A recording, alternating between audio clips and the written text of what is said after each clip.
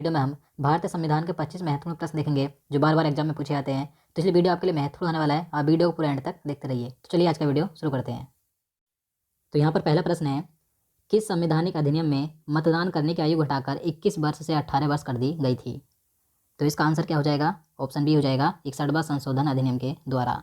तो देखिए, भारतीय संविधान में जो 61वां संविधान संशोधन किया गया था 1989 में, तो इसके द्वारा मतदान करने की आयु को 21 वर्ष से घटाकर 18 वर्ष किया गया था। तो याद रखना है। इसके बाद अगला क्वेश्चन है, भारतीय नागरिकता किसके द्वारा दी जाती है? तो देखिए, भारतीय नागरिकता दी जाती है केंद्रीय गृह मंत्रालय के द्वारा। तो इसका आंसर सी हो जाएगा। देखिए, भारतीय नागरिकता अधिनियम 1955 के प्रावधानों के अनुसार शर्तों और प्रतिक्रियाओं के अनुपालन के तहत प्रदान की जाती है। किसके द्वारा प्रदान की जाती है? केंद्रीय गृह मंत्रालय के द्वारा। इसके बाद क्वेश्चन नंबर 3 है, निजता का अधिकार किसके अधीन आता है? तो देखिए, जो भारतीय संविधान में निजता का अधिकार दिया गया है तो ये किस अनुच्छेद में है? तो इसका आंसर ऑप्शन सी हो जाएगा, अनुच्छेद 21 में। देखिए, भारतीय संविधान के अनुच्छेद 21 में निजता का अधिकार दिया गया है, यानी कि अनुच्छेद 21 के तहत प्राण और दैहिक स्वतंत्रता का संरक्षण प्रदान किया गया है। इसके बाद नेक्स्ट क्वेश्चन है, भारतीय संविधान के किस अनुच्छेद में विधि के समक्ष समानता का अधिकार दिया गया है? तो देखिए, विधि के समक्ष समानता का अधिकार किस अनुच्छेद में दिया गया है? तो इसका आंसर ऑप्शन बी हो जाएगा, अनुच्छेद 14 में। तो भारतीय संविधान के आर्टिकल 14 के अनुसार विधि के समक्ष समानता का अधिकार दिया गया है। इसके बाद क्वेश्चन नंबर 5 है, भारतीय संविधान में कितने मौलिक कर्तव्य उल्लिखित हैं? तो देखिए, भारतीय संविधान में मौलिक कर्तव्यों की संख्या कितनी है? तो 11 है। तो इसका आंसर ऑप्शन डी हो जाएगा। देखिए, मौलिक कर्तव्यों की बात करें तो भारतीय नागरिकों को जो मौलिक कर्तव्य यानी कि मूल कर्तव्य दिए गए हैं, तो इन्हें 1976 में सरकार द्वारा गठित स्वर्ण सिंह समिति की सिफारिशों पर जोड़ा गया था। इन्हें 42वें संविधान संशोधन के द्वारा संविधान में जोड़ा गया था। देखिए, शुरुआत में यानी कि मूल रूप में मूल कर्तव्यों की संख्या 10 थी, लेकिन सन 2002 में 86वें संविधान संशोधन के द्वारा इनकी संख्या बढ़ाकर 11 कर दी गई थी। तो वर्तमान में मौलिक कर्तव्यों की संख्या कितनी है? तो 11 है। इसके बाद क्वेश्चन नंबर 6 है, भारतीय संविधान के कौन से भाग में मौलिक अधिकारों पर चर्चा की गई है? तो देखिए, भारतीय संविधान में जो मौलिक अधिकार दिए गए हैं तो ये संविधान के किस भाग में है? तो इन्हें भारतीय संविधान के भाग 3 में रखा गया है। तो इसका आंसर सी हो जाएगा। देखिए, मौलिक अधिकारों को संविधान के भाग 3 में और अनुच्छेद 12 से 35 तक रखा गया है। देखिए, मौलिक अधिकारों को संयुक्त राज्य अमेरिका के संविधान से लिया गया है। तो याद रखना है। इसके बाद नेक्स्ट क्वेश्चन है, भारतीय संविधान के अनुसार संपत्ति का अधिकार कैसा अधिकार है? तो देखिए, आप सभी जानते हैं जो संपत्ति का अधिकार है ये एक पहले मौलिक अधिकार था, लेकिन इस समय ये कानूनी यानी कि वैधिक अधिकार है। तो इसका आंसर सी हो जाएगा। देखिए, संपत्ति के अधिकार को 1978 में 44वें संविधान संशोधन के द्वारा मौलिक अधिकार यानी कि अनुच्छेद 31 की सूची से हटाकर अनुच्छेद 300A के अंतर्गत कानूनी अधिकार बनाया गया था। तो जो संपत्ति का अधिकार है ये कानूनी अधिकार है जिसे कि अनुच्छेद 300 में रखा गया है। पहले ये मौलिक अधिकार था, लेकिन 44वें संविधान संशोधन के द्वारा इसे अनुच्छेद 31 से हटाकर अनुच्छेद 300 में रखा गया। तो याद रखना है। क्वेश्चन नंबर 8 है, निम्नलिखित में से कौन सा मूल अधिकार नहीं है? तो देखिए, इन चारों ऑप्शन में से बताना है कि इनमें से कौन सा मूल अधिकार यानी कि मौलिक अधिकार नहीं है। तो इसका आंसर भी हो जाएगा, संपत्ति का अधिकार। संपत्ति का अधिकार ये कानूनी अधिकार है। अब देखिए, जान लेते हैं कि जो भारतीय संविधान में 6 मौलिक अधिकार दिए गए हैं तो कौन कौन से हैं। तो यहाँ पर सबसे पहले बात करें, देखिए, समानता का अधिकार ये मौलिक अधिकार है जिसे कि अनुच्छेद 14 से 18 तक रखा गया है। दूसरा, स्वतंत्रता का अधिकार है जो कि अनुच्छेद 19 से 22 तक हैं। इसके बाद तीसरे, शोषण के खिलाफ अधिकार जो कि अनुच्छेद 23 से 24 तक रखे गए हैं। फिर धर्म की स्वतंत्रता का अधिकार अनुच्छेद 25 से 28 तक है। सांस्कृतिक और शैक्षिक अधिकार ये अनुच्छेद 29 से 30 तक हैं। और संवैधानिक उपचार का अधिकार ये अनुच्छेद 32 से 35 तक है। तो भारतीय संविधान में 6 मौलिक अधिकार दिए गए हैं। इन 6 के बारे में मैंने यहाँ पर बता दिया है। इसके बाद नेक्स्ट क्वेश्चन है, शिक्षा का अधिकार एक मौलिक अधिकार कब बना था? तो देखिए, शिक्षा का अधिकार ये एक मौलिक अधिकार है, तो इसे 1 अप्रैल 2010 को मौलिक अधिकार बनाया गया था। तो इसका आंसर बी हो जाएगा। देखिए, शिक्षा के अधिकार को 86वें संविधान अधिनियम सन 2002 के द्वारा अनुच्छेद 21 के कै में जोड़कर शिक्षा को मौलिक अधिकार बना दिया गया था। देखिए, इसके द्वारा राज्य सरकार को यह कर्तव्य दिया गया है कि वह 6 वर्ष से 14 वर्ष की आयु तक के सभी बच्चों को निःशुल्क और अनिवार्य शिक्षा प्रदान करेगा।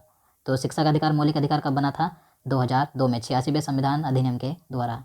इसके बाद अगला क्वेश्चन है, भारत के संविधान में संवैधानिक उपचार का अधिकार किस अनुच्छेद में दिया गया है? तो देखिए, महत्वपूर्ण प्रश्न है। तो इसका आंसर ऑप्शन सी हो जाएगा, अनुच्छेद 32 में। तो देखिए, भारतीय संविधान का जो अनुच्छेद 32 है इसमें संवैधानिक उपचार का अधिकार दिया गया है, यानी कि जो भारतीय नागरिकों को मौलिक अधिकार दिए गए हैं तो उनके संरक्षण का अधिकार किस अनुच्छेद में है? अनुच्छेद 32 में।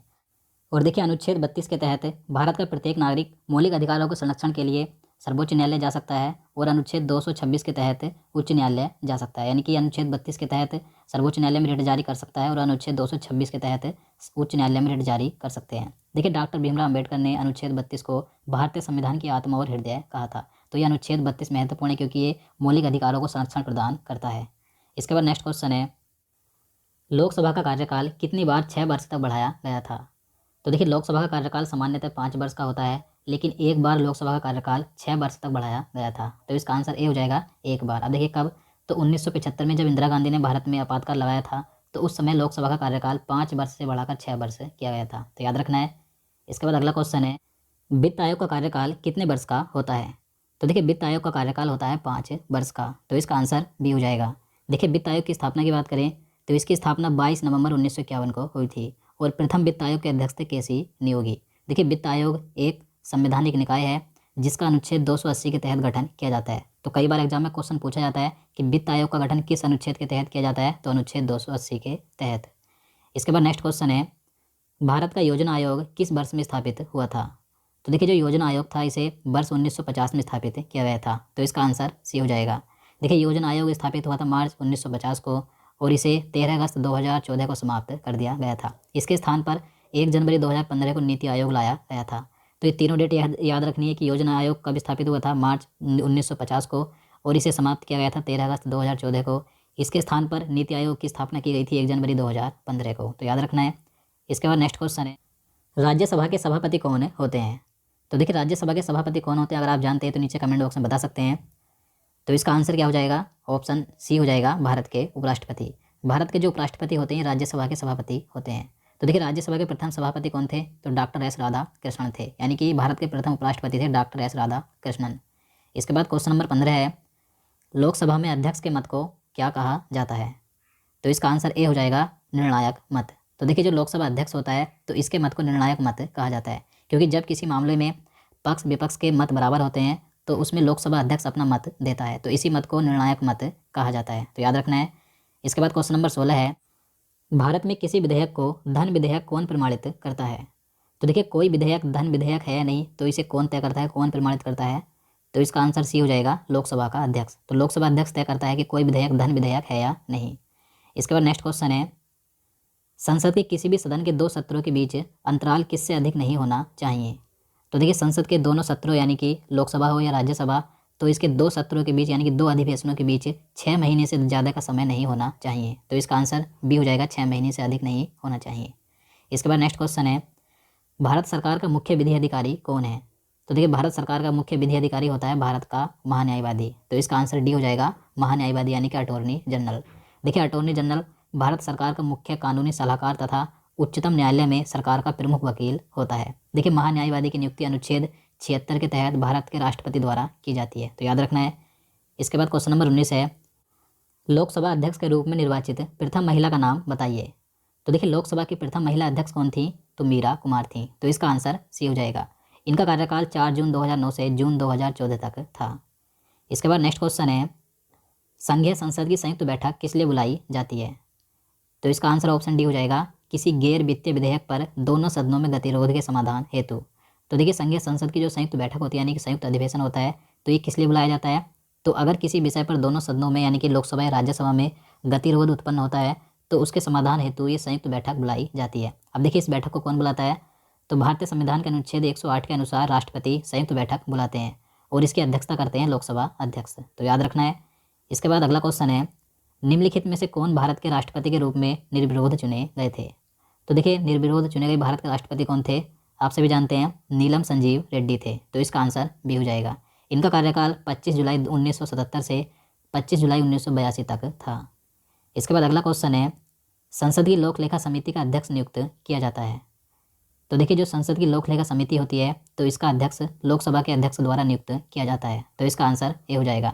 देखिए, इस लोक लेखा समिति में कुल 22 सदस्य होते हैं, जिसमें से 15 लोकसभा से और 7 राज्यसभा से चुने जाते हैं। और देखिए, ये जो लोक लेखा समिति होती है ये भारत सरकार के खर्चों की लेखा परीक्षा करती है।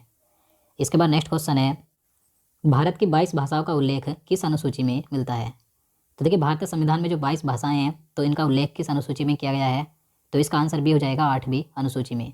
तो भारतीय संविधान की 8वीं अनुसूची में 22 भाषाओं को रखा गया है।